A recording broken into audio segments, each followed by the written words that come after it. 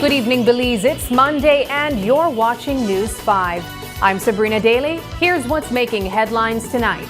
A deadly weekend ambush on Queen Street leaves 2 men dead in Punta Gorda. In Dangriga, gun violence claims the life of a father. More than 170 former BTL employees are still waiting on their severance, despite assurances from the company. The National Institute of Culture and History names Albert Vaughn as its new president. And Belize's flag takes center stage during a Super Bowl halftime performance. All this and more, News 5 starts now.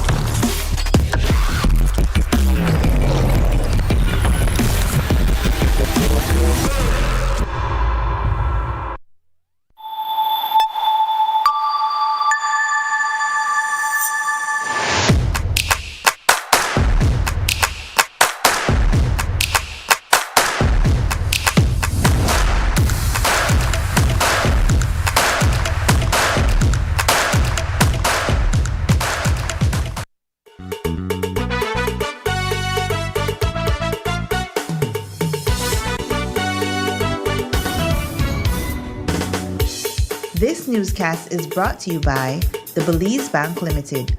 Our country, your bank. Good evening and welcome back. Punta Gorda is on edge tonight after a brutal weekend shooting claimed the lives of 2 men.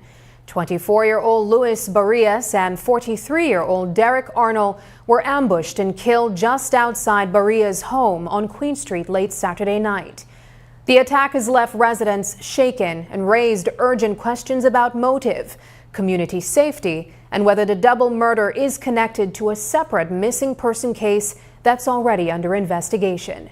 News 5's Paul Lopez traveled to PG today to get answers. Here's his report. Punta Gorda is reeling tonight after a deadly double murder shattered the quiet of the weekend. Around 8 o'clock on Saturday night, 24-year-old Luis Barrias was hanging out with friends and relatives at his family's home on Queen Street. Among them was 43-year-old Derek Arnold. They were socializing when a knock came at the zinc gate. Arnold went to check it, only to come face to face with a dark-complexioned man in a hoodie, armed and ready to shoot. The gunman opened fire immediately, hitting Arnold in the chest, thigh, and back. He then turned the weapon to Barrias, shooting him in the head and face before taking off. Police rushed to the scene moments later, but the attacker was long gone. The investigation commenced on Saturday, 7 February 2026 at approximately 8:10 p.m. when police were alerted to a shooting incident at the corner of Jose Maria Nunes Street and Queen Street in Punta Gorda town. Upon arrival, the officers observed an injured male person, later identified as 43-year-old Derek Arnold, who was suffering from apparent gunshot wounds to the body. Also at the scene was the unresponsive body of Luis Barrias, which likewise exhibited apparent gunshot wounds. Both men were transported to the hospital, where Arnold later succumbed to the injuries he sustained. Preliminary investigations indicate that Arnold and Barrias and other individuals were at the rear of Barrias's residence when a male person is reported to have went to that location and called out for Barrias. Barrias and Arnold proceeded to the front of the residence, and that is when they were met with gunfire. Police have since detained 3 persons in connection with this investigation, and we are of the view, based on the investigative leads thus far, that charges will be forthcoming in due course. Sources tell News 5 that both men were well known in Punta Gorda. Barrias carried a long rap sheet, including a 2023 charge along with another man for the Christmas Day murder of his friend, 30-year-old Kalim Chun. His family declined to comment. Arnold's sister, Rosetta, meanwhile, openly admits her brother was no saint. When I get a call 9 o'clock at night that he gets shot, no, I'm surprised. I believe that he was in the wrong place at the wrong time, because I don't know why somebody would have want to shoot him, So that I don't know what to say about that one. Is that an area or a property that he frequented? Well, to be honest, I don't even know he hang around that area there. So when I get a call that day he gets shot, I was surprised, and I believe maybe he's not a friend with the boy. I don't know who he associates himself with. Yeah. That he's now a free-spirited person, so he is here, there, everywhere. Was he known to be a troublemaker? He do like to give trouble. That part I can't deny. He like give trouble when he ready. But when he ready, he calm and sleep.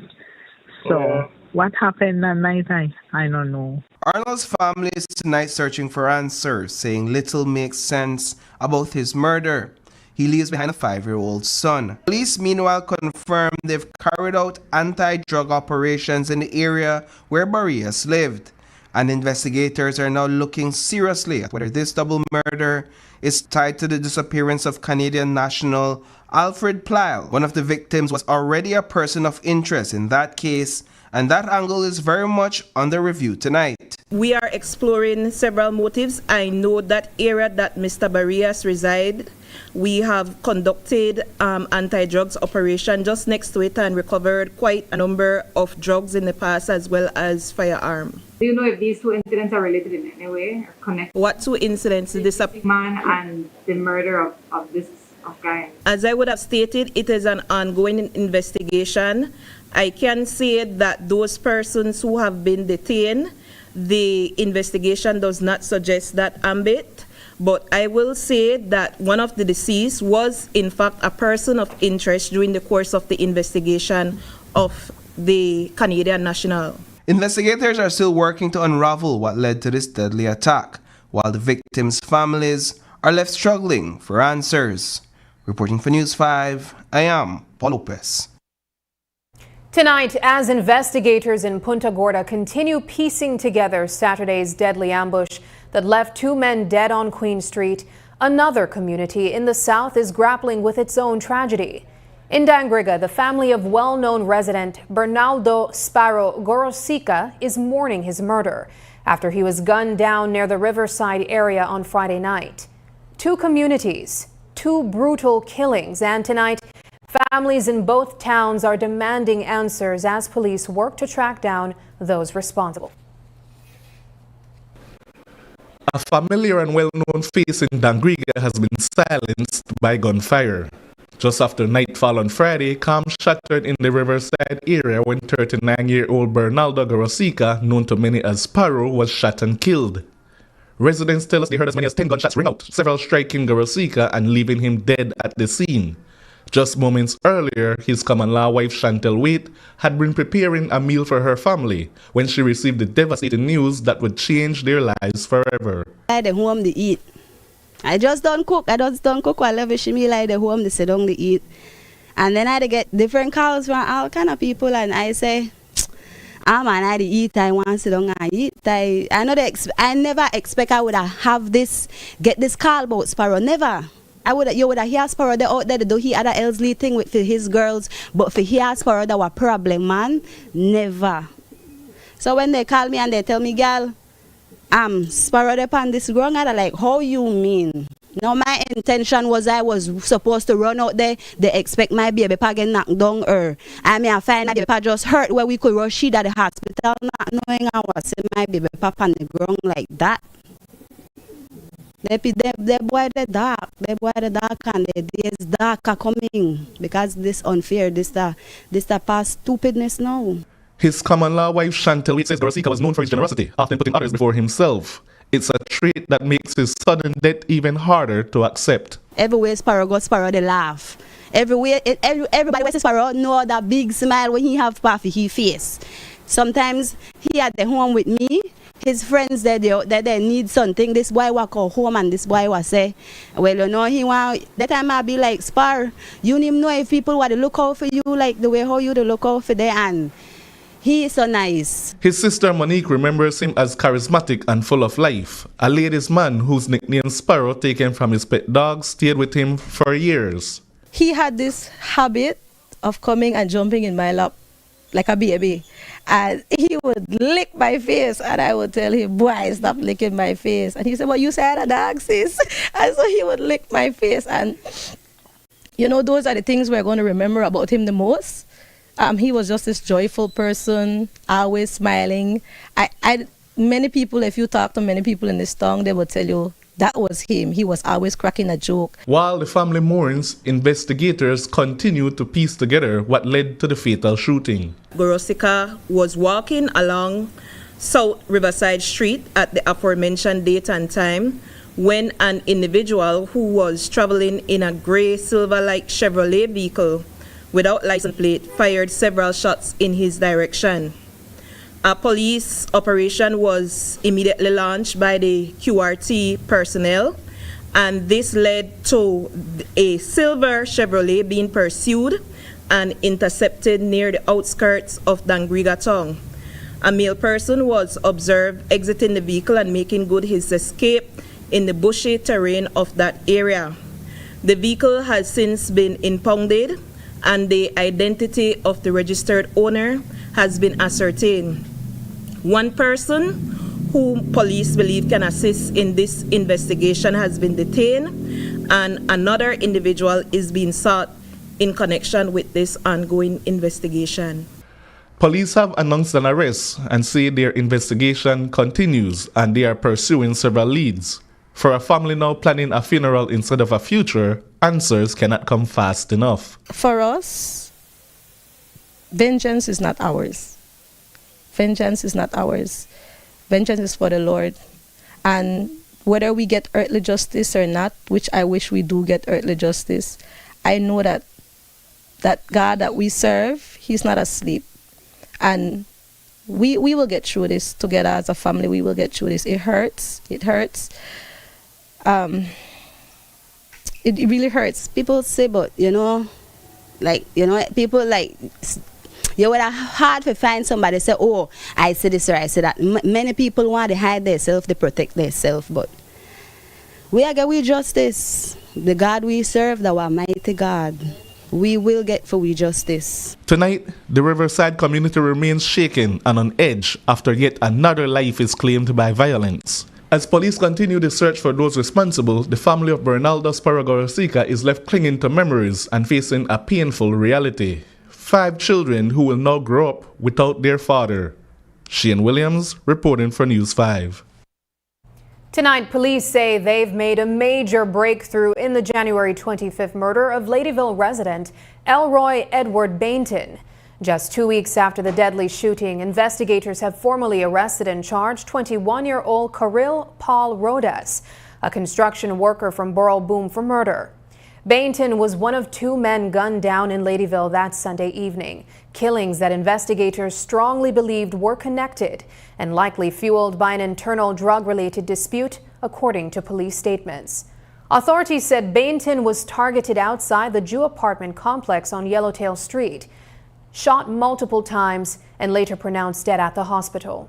Police confirmed today that their investigation led them to Rodas, who is now facing a murder charge as the case moves forward. The long-running triple murder trial of El Myrna hit another delay today. right at the start of a 5-week break. The court granted an adjournment after NA's attorney, Dr. Lyndon Jones, formally submitted a written no-case submission following the close of the Crown's months-long trial. That trial ended with a voir dire, where the judge ruled that the late Vivian Ramnarese's witness statement and other key pieces of evidence could be admitted. Back in December, Dr. Jones signaled his intention to file the no-case submission, and Justice Nigel Pilgrim instructed both sides to put their arguments in writing. Those submissions now total 328 pages, documents the judge must carefully review before ruling on whether NA has a case to answer. At the heart of Dr. Jones's argument is this: even though the evidence was admitted, he believes NA should not be called to answer because, in his view, there was no proper identification of the accused. Both the defense and the Crown agreed there was no need to present oral arguments in court this morning. Justice Pilgrim confirmed he has received Dr. Jones's full submission, while Crown Counsel Terrence Williams is relying on arguments previously presented during the voir dire. Arguments that supported the admission of the main witness statement and other critical evidence, including the pair of boots police say they found in NA's pickup and a headlamp reportedly discovered on his forehead, allegedly used during the murders.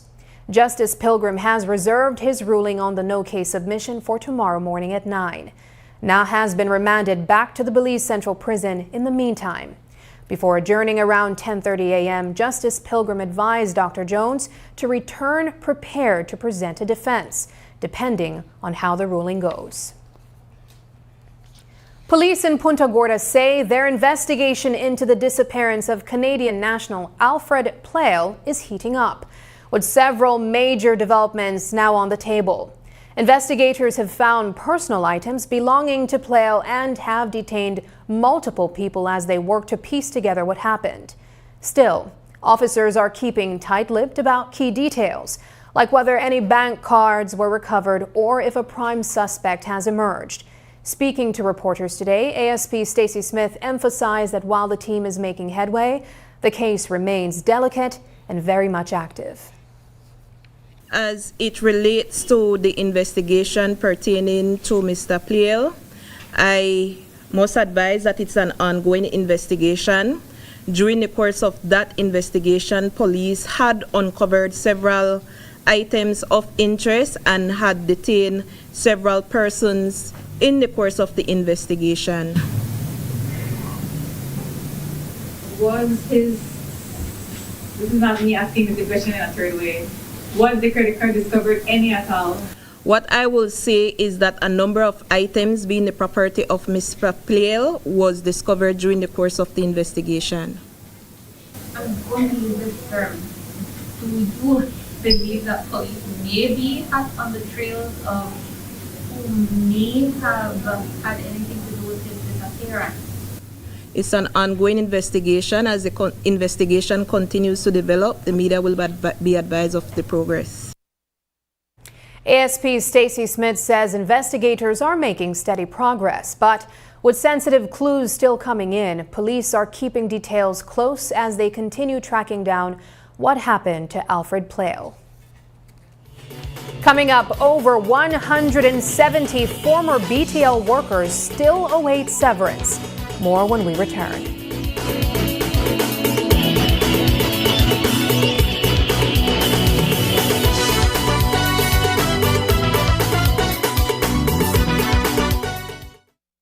Come to this very nation. In Isaiah 30:29 it says, and you will sing as on the night you celebrate a holy festival, and your heart will rejoice. The body of Christ will unite, and many hearts will rejoice on the Saturday, March 7, 2026 at the Belize Civic Center, beginning at 6 p.m. as a Heavenly's Productions brings to you Jesus Festival. Featuring the hottest gospel artist coming out of the Bahamas, Sherwin Gardner. So I say, with all of my heart and all of my soul, I worship you, O Jah. Tell them that the praise never stops. All I want to do is give you the highest praise. Also showcasing one of the biggest gospel artists from out of Trinidad and Tobago, Positive, dropping his hit tunes. Rolling in my two-man army, my Jesus and I wanna sing out some sweet gospel reggae. Blessing after blessing and nothing can hold it back. And then it's the return of the biggest gospel band in Belize, Heavenly. I'm gonna be heavenly's for life, serving Jesus Christ.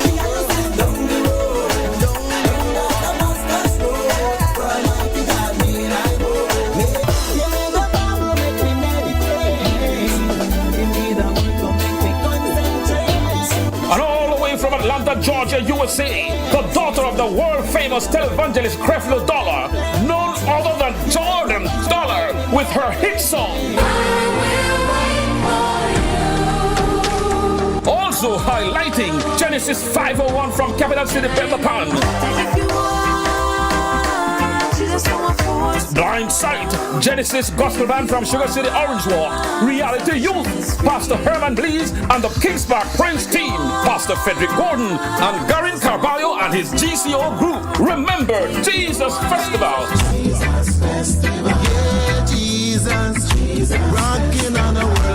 Taking place Saturday, March 7, Belize Civic Center from 6 p.m. until.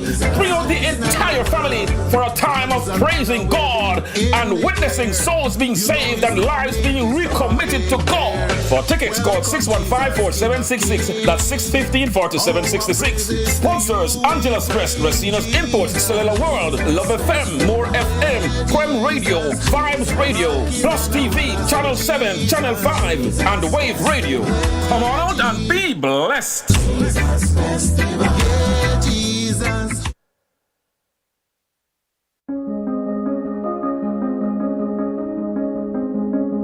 On behalf of the National Anti-Money Laundering Committee, NAMLA, it is my honor to invite you to the 3rd Anti-Money Laundering Conference taking place at the Belize City Civic Center from February 23rd to the 25th, 2026.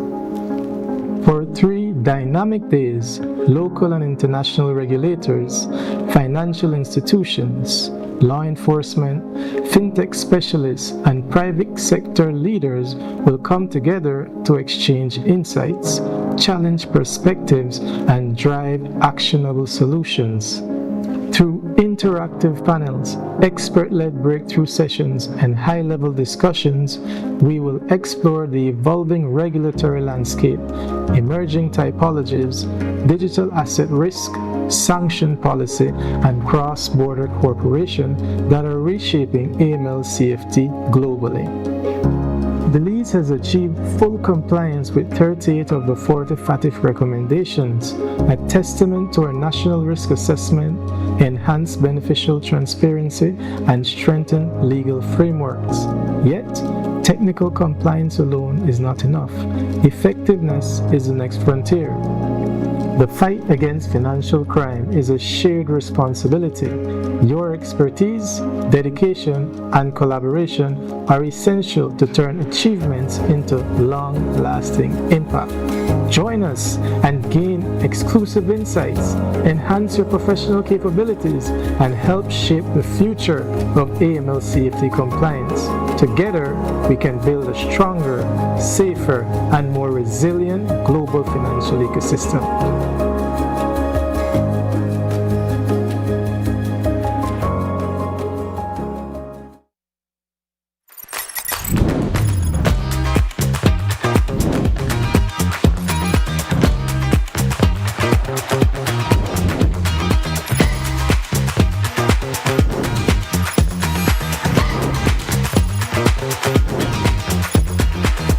Life doesn't wait, and neither should your banking. Belize Bank. Go digital. Belize Telemedia Limited says it has now complied with the Caribbean Court of Justice ruling on severance payments, but the fight may not be over for everyone. In a statement issued over the weekend, BTL confirmed that nearly all eligible former employees have received their severance, with 98% claims already settled. Still, questions remain for dozens of former workers, including members of the Belize Communications Workers for Justice, whose cases the company says fall outside the legal time limit. Today, News 5's Brittany Gordon spoke with BCWJ members to find out where their long-running battle for severance now stands. The Belize Communications Workers for Justice says it's not backing down in its long fight for severance from Belize Telemedia Limited. The group represents more than 200 former employees, and more than 170 of them are still waiting to be paid. BTL maintains that those claims fall outside of Belize's 6-year limitation period for simple contracts, and says its board of directors will make a decision at its next meeting. But former BCWJ President Emily Turner tells us the company's latest press release brings no new answers and little comfort to workers who says they've waited long enough. This press release basically is saying what we knew 2 weeks ago when we decided to have this, to make this public. That hasn't changed, and the reaction from our group is that we're disappointed. We have engaged BTL previously in very diplomatic ways where we had written to them, and we were expecting a favorable feedback from them, especially that we have had the Minister of Labor speak about it. We've had the Prime Minister as well speak about that a statute of limitation doesn't apply, but BTL still, to us, they're dragging their feet. For weeks now, members of the group have taken their fight to the streets, protesting across Belize and calling on BTL to pay former employees before moving ahead with its acquisition of SpeedNet. The message has been clear: settle the severance first. According to Emily Turner, the group was told that the company would get back to them on short notice. But until that happens, she says their position remains unchanged. It took 31 years or 32 years since severance stopped being paid and only a pension was paid. And now the CCJ ruled end of November 5th. We're now 3 months again, and we just want to make it clear that this press release doesn't change our position. The people that have left BTL for more than 6 years, their severance is still not being honored, and we make it again a point to say that this is justice being denied again, and now we're waiting 3 months even after the CCJ has ruled. BTL insists these claims fall outside of the statute of limitations, making the former workers ineligible under the CCJ's 2025 ruling. But the Belize Communications Workers for Justice argues otherwise, saying that the very ruling overrides BTL's position and should clear the way for their severance to finally be paid. The judges from the CCJ had 10 people when they ruled 4. The oldest person that left, not the oldest in age, but the one of the persons left in 2007, right? And then someone left in 20 something, but 3 people left 2007, 20. Yeah, so we have out of the 10, at least 3 people or 4 people were left prior to BTL using a limitation act. So the laws of Belize does have a limitation act, but the judges are saying that that limitation act does not have anything to do with our right that's embedded in the labor law. Turner shares that a large portion of the workers demanding their severance are senior citizens. Still, they wish to continue fighting, even if that means taking the matter to the court themselves. We're disappointed, but we are not going to give up. We had already mentioned to them in a letter that we sent last week that we don't want to have to do these things, but if we have to take this internationally, we will, because we're affiliated with international labor unions. We're affiliated with, we have our contacts in the Caribbean Congress of Labor, so we don't want to have to do that. But if it requires for us to do that, we will, because all of us in the Caribbean recognize the CCJ, or many countries in the Caribbean recognize CCJ as their ultimate court that we go to, and some workers follow that process. You can't come now and now the workers that are in the same situation, like some of them, you're saying, no, I won't pay you. BCWJ member Paul Perriott says that this fight extends beyond the 200 members of the group and represents Belizeans across industries pursuing justice. And not only we, the BTL, it cover other unions where signing any agreement that because you get a pension, we give up a severance. All of the things the judge say are illegal. The group now awaits a response from BTL, but does not plan to halt its industrial action. Brittany Gordon for News 5.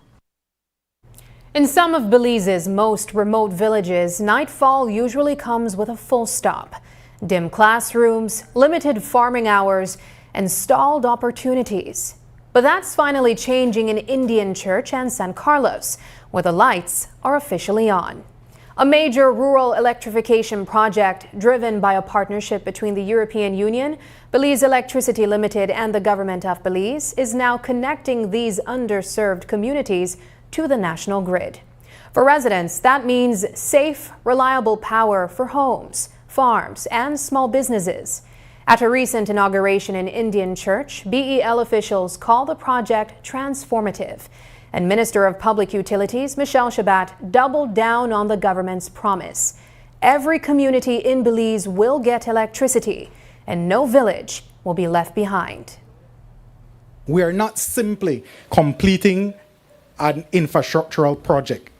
We're celebrating what is possible when people, institutions, and communities work together towards a shared goal.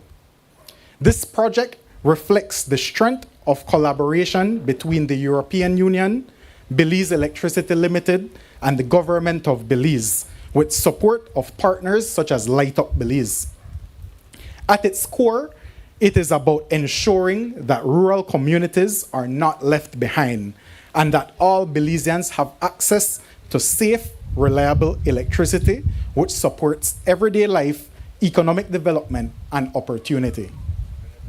For BEL, this initiative aligns closely with our commitment to serve communities in a way that is sustainable, inclusive, and responsive to local needs. Access to electricity is fundamental to improving lives, and today we take another important step toward that goal. For many years, the residents of these communities have awaited this moment. Electricity will now support daily household needs, enhance safety, and create new opportunities for education, communication, and entrepreneurship. This project is a clear demonstration that rural communities matter and that development must reach every corner of our nation. Just days after rural Orange Walk villages finally got reliable electricity, another essential service is getting a major upgrade. This time, it's water. In San Esteban, the Ministry of Rural Transformation rolled in with new water system expansion materials and backup power equipment designed to keep taps running and connect even more homes to the network.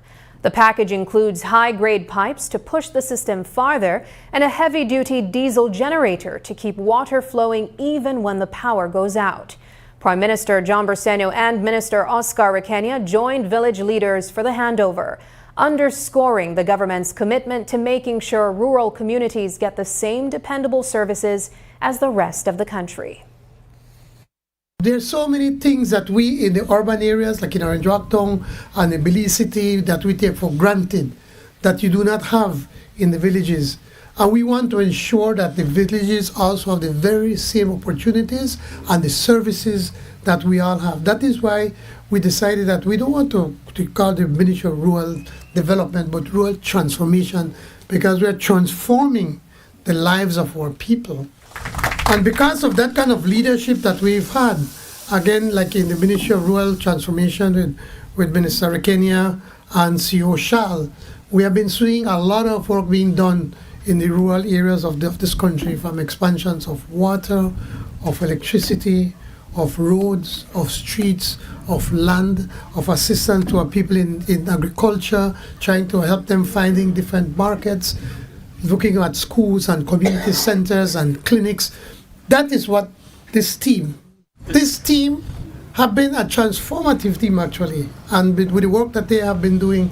And just a few weeks ago, they also presented for the first time ever, a national strategy for rural transformation. There's new hope rising along the shoreline in Monkey River Village. Last week, long-awaited work officially began to protect the northernmost community in Toledo. where the river meets the sea and climate change has taken a devastating toll. Years of erosion have swallowed land, claimed homes, and forced families to move. Now, a $306,000 government project aims to restore and protect what's been lost, while creating a sustainable future for the village. Alongside shoreline protection, plans are also underway to establish a community-managed wildlife sanctuary, opening the door to new income and conservation. Toledo East Area Representative Dr. Osman Martinez tells us why this intervention couldn't come soon enough. The first phase is to look at putting some bollards in place in order to mitigate the impact of the waves into the erosion. But also there is a strategic approach, because remember, there is an outflow of the river by natural current, but also when the tides goes up, then you will see that the sand will go back. No? So we will have to protect that area as well, and more or less carry it all the way to their burial ground. Their burial ground is almost eroded, and that's where their loved ones have been put to rest. And so we must do that part as well, and that will be on phase 2 of it. So most of the mitigation process that will be done is a natural aspect. So there will be no piles, no cement, because we also want to do it on investments that have low environmental impacts. And so the main objective is to enhance the present situation by mitigating the erosion problems. It should be completed by the end of this month, and is being done by Albert Lowens, which he also did work in Sarstone, so they do have a level of experience in dealing with issues related to erosion. And the cost of it, is $206,000. So it's not like it's millions of dollars. And then there is a phase 2, which is about another $100,000. So the total cost will be about $306,000. And with $306,000, we are doing a lot. And the question again, how many houses could have been saved with $306,000? After the break, highway tragedy, elderly pedestrian run over. But first, here's the latest weather update from the Belize Met Service.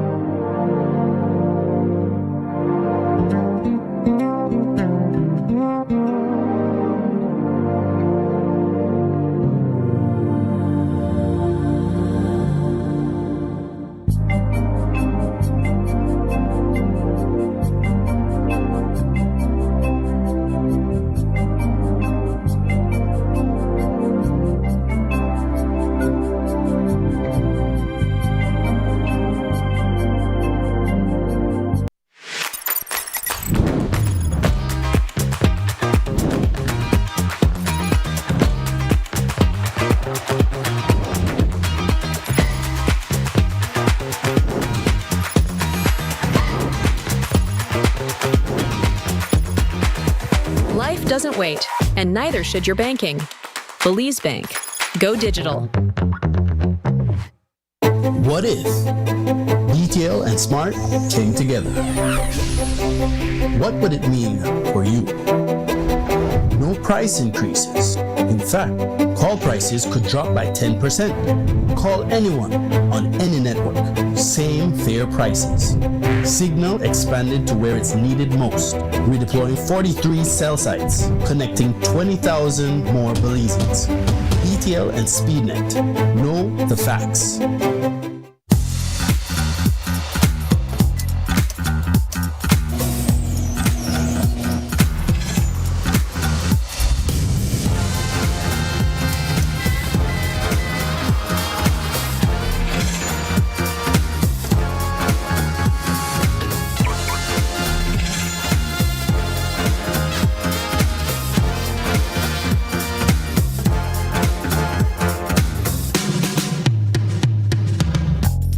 Introducing BB Insurance. Built for Belize. Your security, our priority. A deed poll is the process of legally changing one's name from how it is officially recorded on a Belizean birth certificate or Belizean nationality certificate. By applying for a deed poll, you will obtain a deed poll certificate, which serves as legal proof of the name change. It also establishes the legal recognition of your new name for all official purposes. Once a deed poll is completed, you must update all other forms of identification, such as social security card, passport, and driver's license to your name. Otherwise, penalties may be imposed under the laws of Belize. Who can apply? Any citizen of Belize 18 years or older can apply for a deed poll. For persons under the age of 18 years, the parents must apply for the deed poll on behalf of the minor. The new CRVS, digitally connecting citizens to all vital statistic services. Visit crvs.gov.bz today to obtain your deed poll.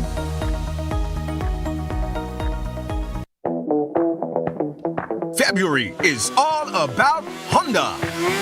Get special pricing and discounts on all Honda products. Enjoy up to 25% off select Honda products and 20% off Honda parts. Don't forget your B-Bucks whenever you make a purchase. There will also be a bike rally throughout the streets of Blue Creek and Belize City on February 7th and 14th respectively. All participants will get a free oil change. Check out our Facebook page for more details. Love your Honda is all about deals and discounts on Honda products throughout the month of February. Only at Benquip Equipment Parts Service. Finally, a postpaid plan for 3 people. Introducing Smart Trio. Why pay for mobile service alone when you can share and save? Get unlimited national calls, texts, plus 100 gigabytes of shared data. And the best part? It's only $135. That's right, as low as $45 per person. Perfect for small families, couples, or close friends. Smart Trio. 3 lines, 1 smart choice. Sign up now and you could win a Trio getaway to San Pedro for 3. Visit us at www.smart-bz.com for more information or sign up at any showroom today. Smart, bringing people together.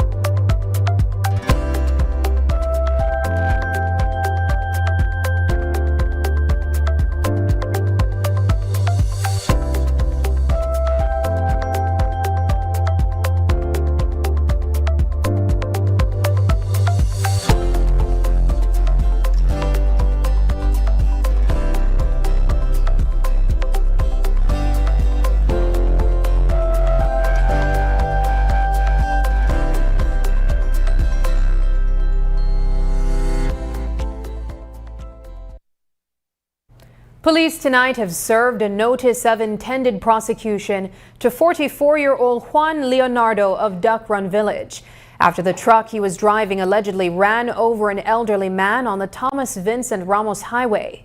The victim, 68-year-old Houston Reynolds, was walking toward Kendall Village on Friday night when he was fatally struck in Maya Center. Visibility along that stretch of road has been a long-standing concern.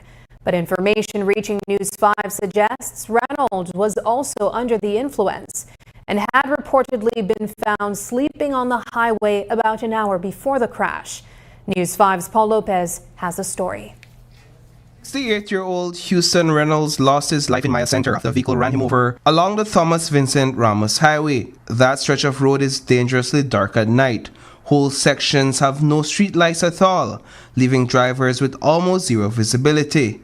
But darkness wasn't the only factor. Reports to News 5 say Reynolds was also under the influence of alcohol at the time, adding another layer to this tragic situation. The fatal accident occurred at approximately 7:15 p.m. between miles 13 and 14 on the Thomas Vincent Ramos Highway in southern Belize.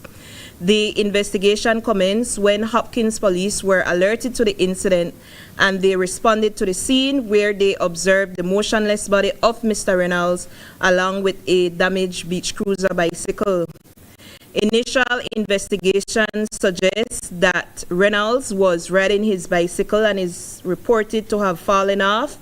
And at that time, a truck being driven by Leonardo came, and that resulted in Mr. Reynolds being run over and resulting in his untimely demise. I know what has been included in the report is that prior to Mr. Reynolds departing from Maya Center area, he was observed at a bar in the area, I believe. Reynolds' longtime friend Algin Logan told News 5 that villagers found Reynolds sleeping on the highway before the incident and tried to move him to safety. I never know nothing until one of my cousins come around and said, knock down somebody. He said, go and say, no, the who? And the man gone. When he come back, he said that I'll be. He was stunned. Everybody knew the man. And he was stunned. They say me they drink by the Chinese. By the Chinese, gone across the road at the bar and he asked for 3 beer, according to one of my friends. Share a beer, one for him, one for the next man, one for the next man. And then the man me done tight, done drunk. So they lead across the boat bridge, and the man cross, and when they take the road coming down. When the friend, when me there with him, he got home. And when as he get home, he get the news. So they knock down the man. So he come out back and go check. When he get there, the man put through, he was done. That'll be the night. Because 7 o'clock in Nakal. So about, let's say 6:30, he be up on the road. After I get up on there, he continue the road. Come further down, put down the bike, and lay down back on the road. One villager who lives along the highway, directly in front of where the truck ran over Reynolds, says that she heard a loud noise just outside her home. She was among the first responders at the scene. We did lay down when we heard like something like he bust, like a big, like something like it. Noise. That big, it makes sound a lot. Then we got visitor too. Then he said that something happened. He said then we come outside, we see maybe something drop in a truck, but at the same time we see my Kamala gone right there and my father then gone. They see the rider then got accident. They see the rider didn't see the man they lay down in the middle of the road. From earlier, they tried to move him. Maybe he come back home. I don't know where he come that Kendall again. Maybe he come home. Then the right day he got accident. It's dangerous. Worse when you go the Kendall. It's hard because it's dark. You can't see nothing. Reynolds' intoxication combined with the near total darkness on that stretch of highway proved fatal. But beyond the circumstances of his death, his longtime friend Algin Logan says he's simply mourning the loss of someone he shared decades of friendship with. The two, both getting up in age, often joked about who would outlive the other. Love Alika. He'll drink every day if you can afford it. The man just get paid Friday evening and the night he dead. We was friends for many years. We live here. Live now, touch house with him, Bill. Move on there. Gone further back, build a next touch house and live there again until he gone up the river. Well, it's just one of those things. We can't do nothing. No more advice. It's just that. One friend gone. Reynolds was originally from City River. He spent most of his days farming and selling his produce. Reporting for News 5, I am Paul Lopez.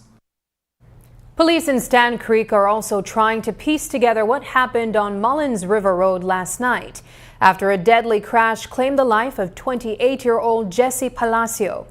Officers say they found Palacio lying on the roadside just after 10:40 p.m., badly injured with a damaged scooter nearby. He was rushed to the Southern Regional Hospital, but despite doctors' efforts, he passed away shortly after 11. Investigators now say a toxicology report will be key to understanding exactly what led to the fatal accident. Police are investigating an apparent traffic accident which resulted in the death of 28-year-old Jesse Palacio of Mullins River Village in Stan Creek District. This incident occurred sometime around 10:40 p.m. on Sunday, 8 February 2026. The investigation commenced on the aforementioned date and time when police were alerted of the presence of an injured Mr. Palacio on the Mullins River Road. The officers responded, and upon their arrival, they observed Mr. Palacio, who exhibited injuries to the face and body, and on the scene was a scooter which showed signs of damages. Palacio was transported to the Southern Regional Hospital for treatment. However, he succumbed to the injuries he sustained sometime around 11 o'clock p.m.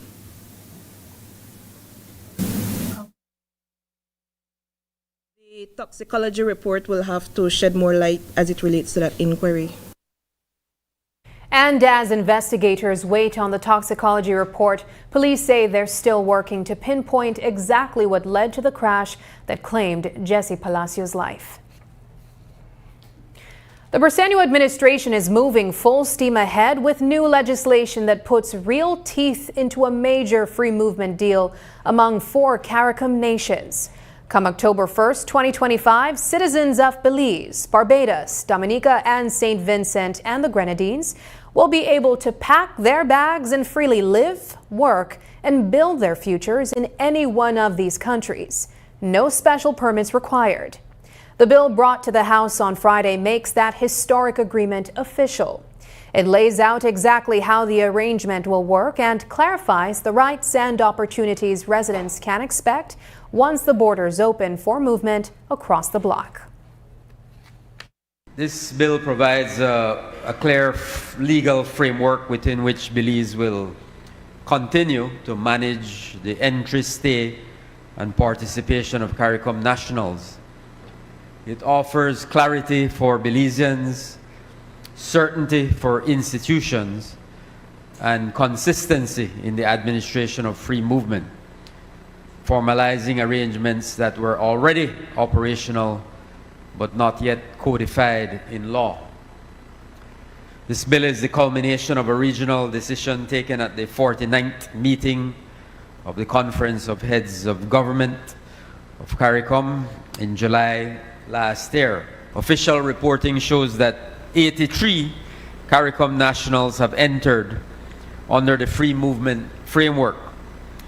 These entrants have primarily been business persons, professionals, athletes, and short-term visitors. Of these, only two persons are currently residing in Belize under indefinite stay, demonstrating that the regime operates as intended without placing pressure on public services or public order. The Briceño administration pressed ahead with major reforms on Friday. First, by tabling legislation to cement free movement among 4 CARICOM nations, and then by rolling out a sweeping overhaul of Belize's healthcare system. The free movement bill formalizes the agreement that will allow citizens of Belize, Barbados, Dominica, and St. Vincent and the Grenadines to live and work across borders beginning in 2025. Offering clarity on rights and responsibilities under the new regime. Moments later, Prime Minister John Briceño introduced the National Health Insurance Authority Bill, calling it the most significant transformation of Belize's healthcare structure in a generation. The proposed authority aims to enforce price, transparency, regulate drug costs, and channel more funding into community health centers, all part of a push to deliver more affordable, accountable care to tens of thousands of Belizeans. Something that started under Said Musa way back in his first government, And today, we introduced the bill to be able to enact it as an authority to remove it from Social Security, and also to make the point or to the announcement that I think it's on the 12th of this month we're going to be signing contracts both in Belmopan and in San Ignacio for all the clinics that are going to be offering NHI services in the Cayo district to approximately 80,000 people. That's historic. It's important. Minister Henry Charles Osha just showed me a text message. He said one of his constituencies, a member from his constituency, just messaged me. He says, "Thanks, Minister, for NHI." He said, "I went to NHI. It cost me $5." And there's so many of those questions. I give this example also when I think Dr. Daisy Mendes, pointed out to us in cabinet that, for instance, a person that is hypertensive and also has diabetes, it costs him about $650 a month. But under NHI, it costs them. It's under $50, but it's far less than what if they would have to do it on their own. And we believe firmly that it is cheaper to keep somebody healthy than to have to always try to cure them. And as the Prime Minister puts it, this new NHI authority is all about giving Belizeans cheaper, clearer and more reliable health care by finally moving the system out from under Social Security and into a dedicated agency built to serve nearly 80,000 people. When we return, NICH appoints Albert Vaughn as new president.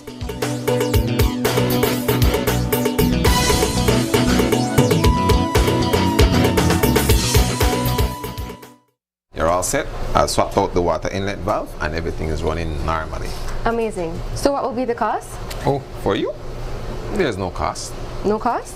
I'm flattered, but I'm actually married. Oh no, nothing like that. It's actually part of our 1-year warranty policy. Oh, well, that makes sense. Don't worry, it happens all the time. Really? No. Belize's only full-service GE USA dealer. Full service, full warranty, full selection. GE Appliances. Good things for life. Available at Design Depot. All in one place. Your time is valuable. That's why SARA is coming. A modern revenue authority built to make managing your taxes simpler, faster, and more convenient than ever before. With SARA, you can expect improved services, from quicker responses to queries to faster processing of your tax refunds. No long waits. Filing or paying your taxes? With SARA, you'll be able to do it securely online at any time, from anywhere, thanks to us placing a greater focus on digital convenience and secure digital records. The SARA will also commit to consistent and fair application of tax laws via a risk-based audit and compliance strategy and increased data-driven reforms. With SARA, most of your tax business will be handled online, saving you time to focus on what matters most: your business, your family, your life. And if you need in-person help, SARA will still have staff ready to assist you at all satellite offices countrywide. SARA, tax services made simpler, faster, and more convenient for you.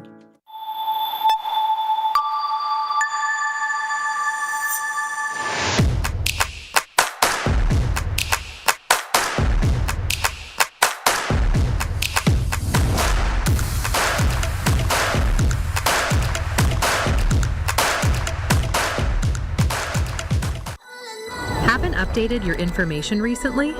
Well, kick off the new year as a winner. RF&G Insurance is giving you a free chance to win every month. Entering is easy.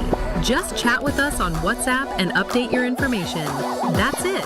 You'll be automatically entered into our monthly raffle for a chance to win awesome prizes. Don't wait. Message us on WhatsApp and update your info today. RF&G Insurance. It pays to get it right.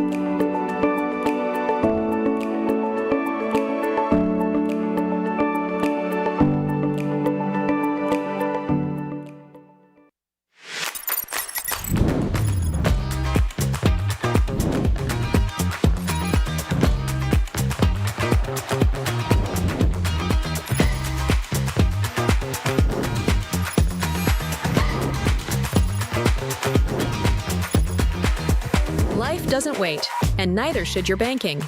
Belize Bank. Go digital. That's me. My data and I really need to get my ARA out today. Really? Well, you can join our Smart Group plan. Really? How that works? Easy, let me tell you. Whether it's family, friends, or your small business, we've got the perfect plan for every group.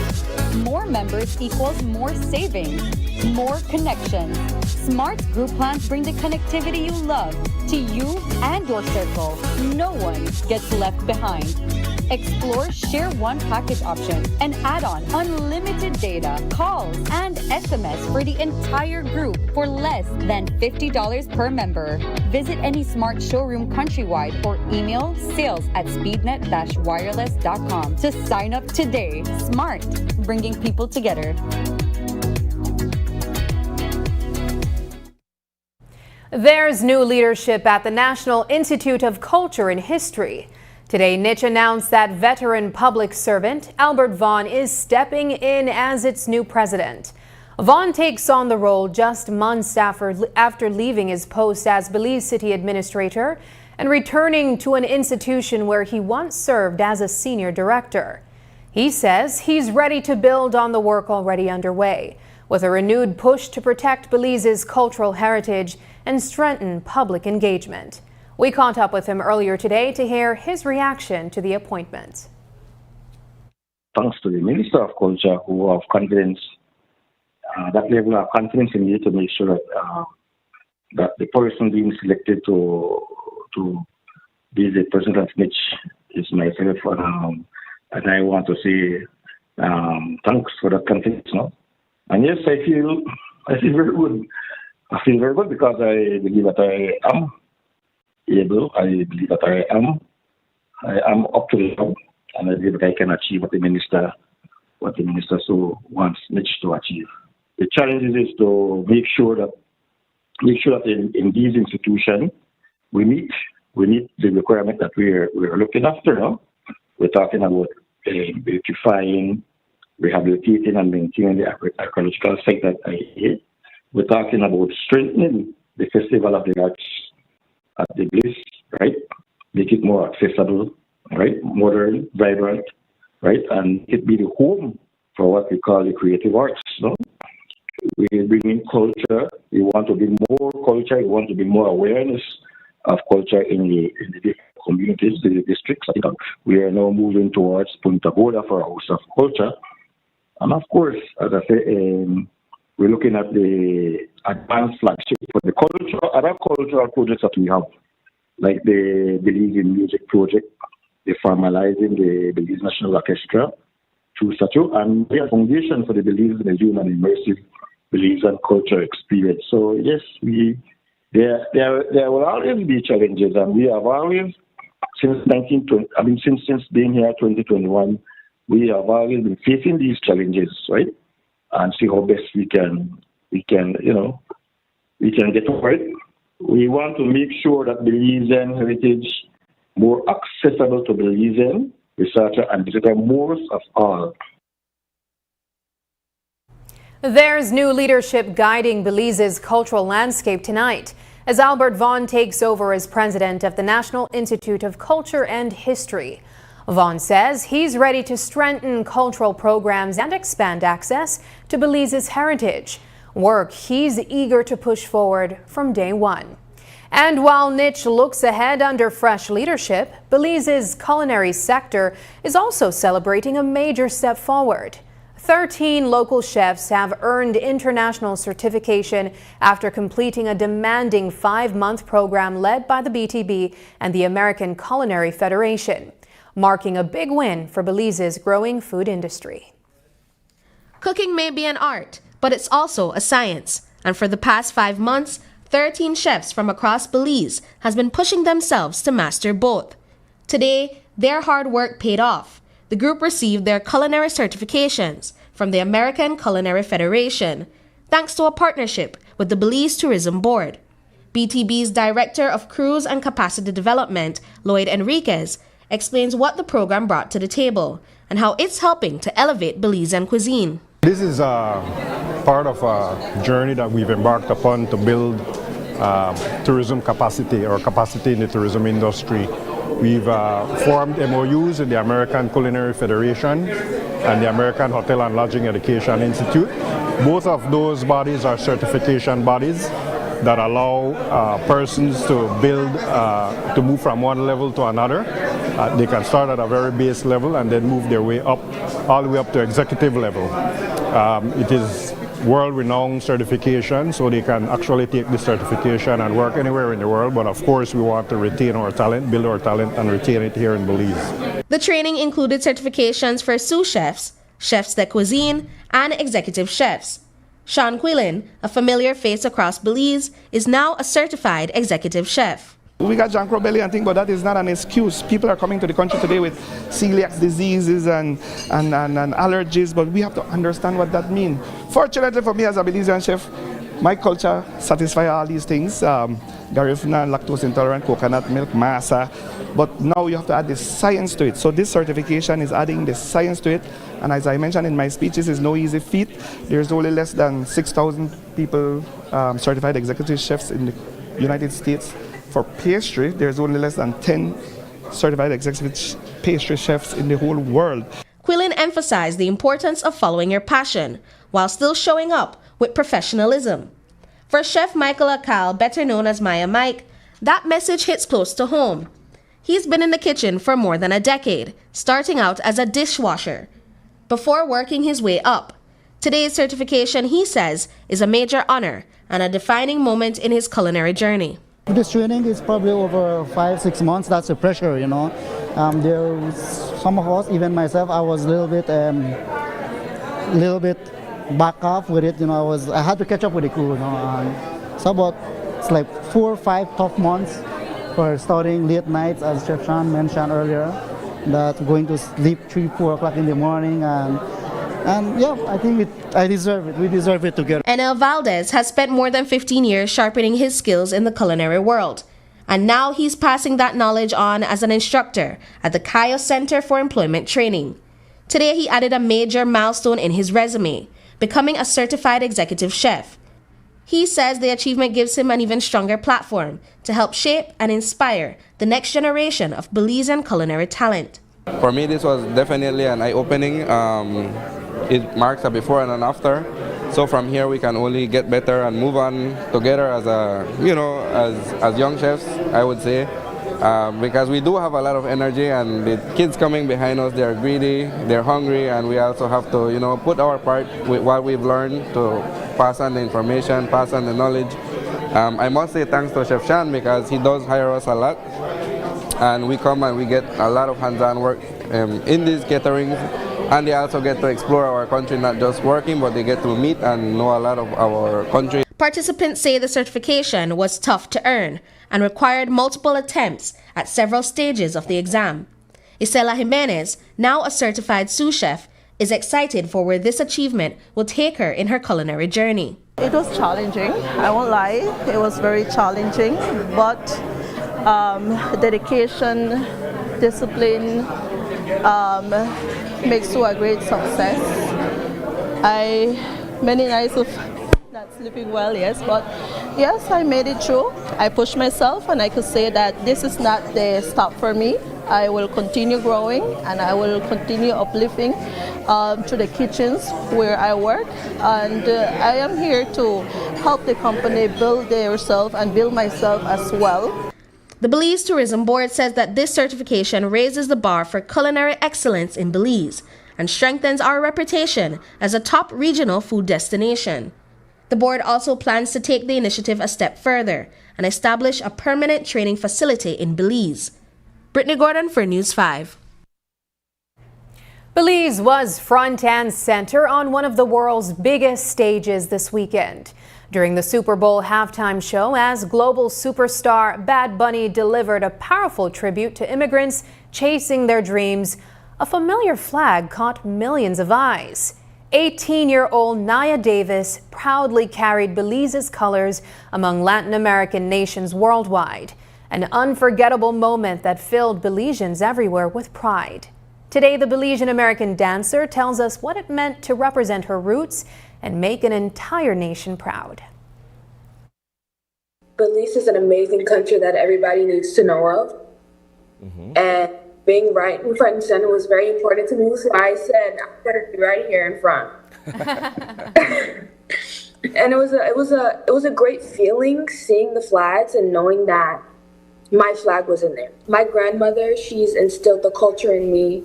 She's instilled everything. Despite growing up in the States, she made sure that I knew my culture. Yeah. And I wanted to pay my respects to her and be thankful that she didn't let me forget that or didn't let me stray away from who I am and let me know that that is still a part of me as well. Yeah. And it's amazing to see all of the love and all of the support. And I'm just so grateful and thankful to all of you guys. Yeah. We're able to interact with him. Although we didn't have time for one-on-one conversations, but he was very amazing to work with, very humble, very, very thorough with his work and the message that he wanted to portray with his performance to include everybody. This is for all Latin America, everybody. And he's amazing in every single way, shape, and form. He always made sure to acknowledge everybody there. We had so many people on the floor and so many people working to put on this show, and he acknowledged every single one of us, and I will always appreciate that. Were you nervous at any point, either leading up to the performance or, during the performance itself? 100%, because I felt that, especially with the representation that I was trying to bring, I wanted to make sure that I nailed that. I wanted to make sure that I nailed my performance. I was nervous, but I think, I'm very religious, so I prayed before. And after I prayed, I didn't feel anything but happiness, which I'm so grateful for. So once I prayed, the nerves went away. Up next, track and field takes center stage in weekend sports.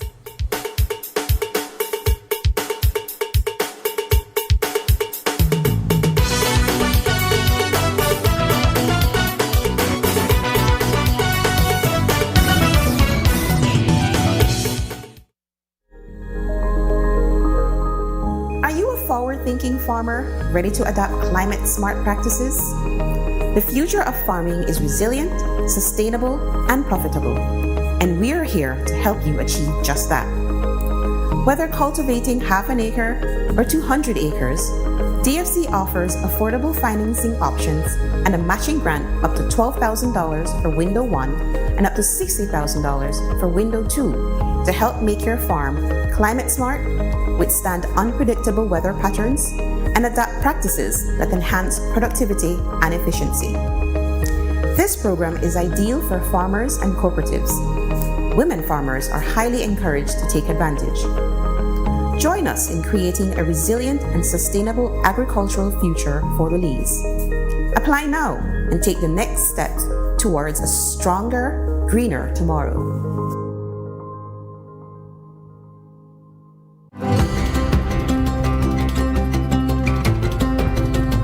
For decades, BEL has powered Belize's growth and progress, lighting homes, energizing industries, and fueling national development.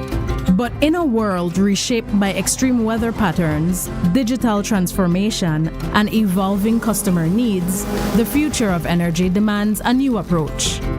The future of energy is now, and it's not just about new technology, it's about people and how we use, manage, and store power smarter.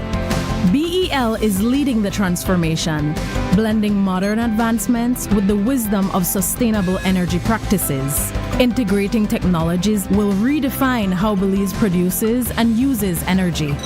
With distributed generation and smart grid technologies, customers are becoming power partners. Energy is no longer a one-way street. BEL is making key investments that will reinforce the grid to make this a reality, ensuring energy security for generations. At BEL, we are more than an energy provider. we work to safeguard Belize's energy future, which will have demand response programs, where customers will be able to shift use during peak hours to take advantage of the new time of use or off-peak rate structures, customer energy portals, real-time insights and tools to track usage and manage energy smarter, smart metering, advanced metering infrastructure, faster, safer service and actionable energy insights, distributed generation, integrating rooftop solar, microgrids and battery storage for two-way power flows into the national grid. Together, we are bringing you a brighter tomorrow.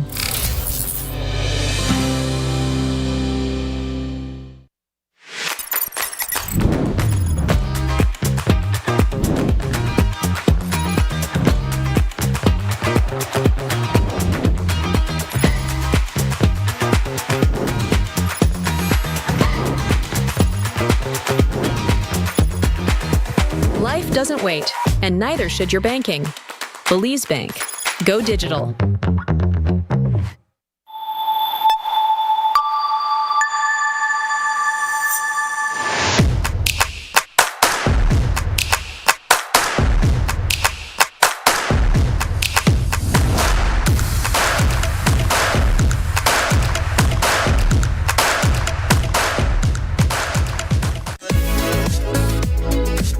Me. My data done, and I really need to get my ARA out today. Really?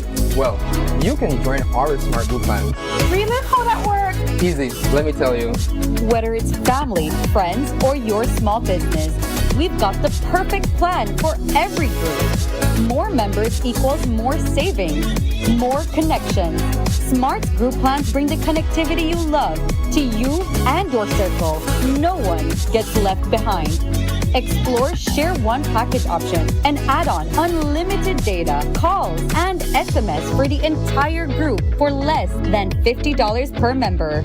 Visit any Smart showroom countrywide or email sales@speednet-wireless.com to sign up today. Smart, bringing people together.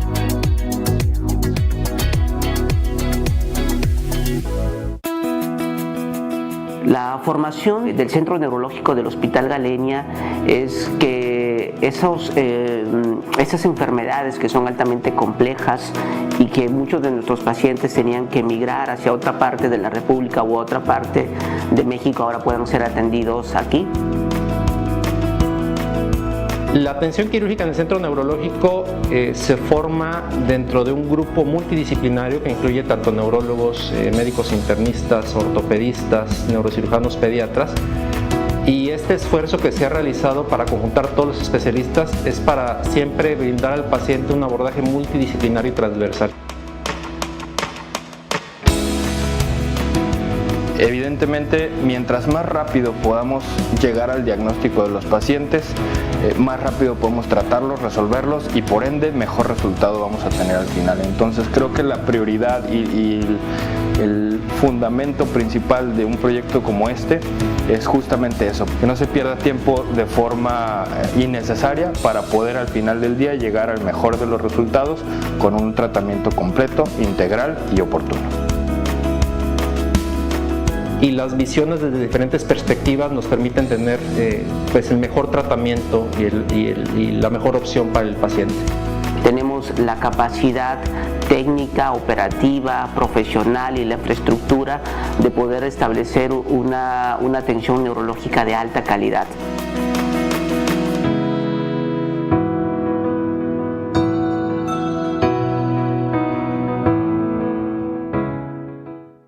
What if BTL and Smart came together?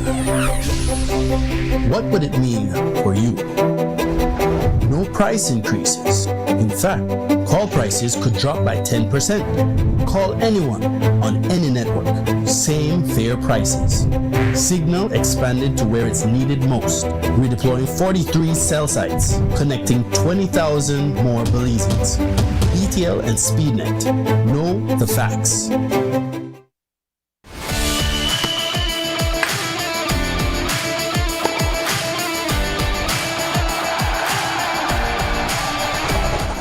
Good evening, I am Paul Lopez with this week's installment of Sports Monday. We begin tonight's coverage on the running tracks inside the Marvin Jones Sporting Complex, where longtime track and field coach Fred Evans hosted a mock triple and long jump competition. Young athletes showed up to receive expert guidance and compete against each other. Evans told us that the event was all about preparing promising athletes for official competitions. He says the turnout was a bit disappointing, but he has other mock competitions scheduled for the upcoming weeks. The turnout is a little disappointing, but this is the first one.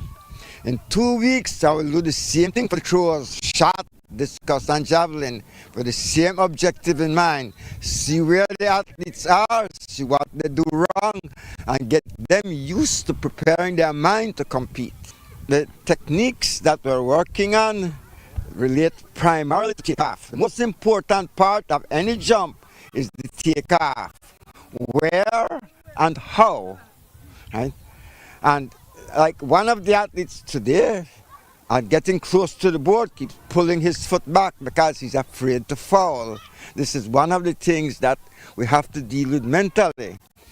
I tell my athletes, if you're afraid to fall, you're afraid to win. And from track and field to First Division football inside the Marvin Jones Sporting Complex, the Belize District Football Association's First Division tournament continued over the weekend with 2 big matches. In the first game of the evening, Reggae Boys took on Belize United. Late in the second half, with no goals on the scoreboard for either teams, a beautiful and precise corner kick from Reggae Boys went over the head of the goalkeeper and into the net. That's 1 goal for Reggae Boys. Well, folks, that is how that one ended, with Reggae Boys securing a victory against Belize United. In the second match of the evening, Leaders of Tomorrow went up against Graveyard in a thrilling match that ended 2-1 in favor of Graveyard. The first goal of the match came at the 23rd minute from Leaders of Tomorrow's Sanjay Pitts, who hustled his way inside the penalty box and struck goal. But only 4 minutes later, Graveyard's Joseph Jacob landed this goal as the keeper charged towards him, bringing the match to 1 goal apiece. And then in the 38th minute, Graveyard's Kevon Reyes sealed the deal for his team with a second goal. The goalkeeper was once again caught way outside the penalty box. Over the weekend, the Belize Table Tennis Association hosted its first tournament for 2026. Here are the top competitors from that tournament. Young George Espat continues to leave his mark on the discipline. He was crowned the junior champion. The finalists in that category also included Soraya Martin in second place, while Sherlyn and Ellie Chang both secured third place medals. Seasoned player Takahiro Fugata won the title of senior champion. Daryl Palacio secured the silver medal in senior category, while Tyrone Tun and Eric Stamp both secured bronze medals. In the novice category, Xander Castillo took home gold. Sian Glenn secured silver, while Ariane and Anila Blair walked away with bronze medals. And finally, we send our well wishes to several of Belize's top cyclists that were involved in a crash during a prep race over the weekend.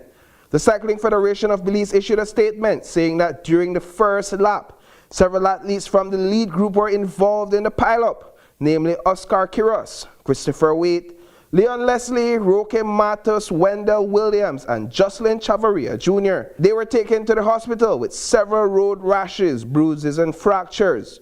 Roque, Chavarria, and Waite required overnight observation, while Quiros required an MRI test to determine the severity of his fracture. Well, folks, that's all we have for you in tonight's coverage of Sports Monday. Catch you in the next one.